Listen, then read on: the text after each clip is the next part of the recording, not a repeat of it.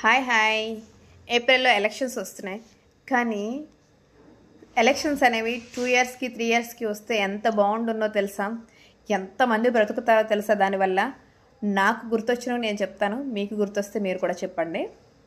Elections అయ్యేటప్పుడు stage, sound బాక్సులు, pole shop వాళ్ళు, బ్యానర్స్ వాళ్ళు అండ్ పని లేని వాళ్ళు, నోటు కోసం ఓటు కోసం తిరిగే వాళ్ళందరికీ నోట్లు వస్తాయి. వీధులన్నీ నీట్గా ఉంటాయి, స్కూళ్ళన్నీ శుభ్రంగా ఉంటాయి, రోడ్లు కూడా చాలా క్లీన్గా ఉంటాయి.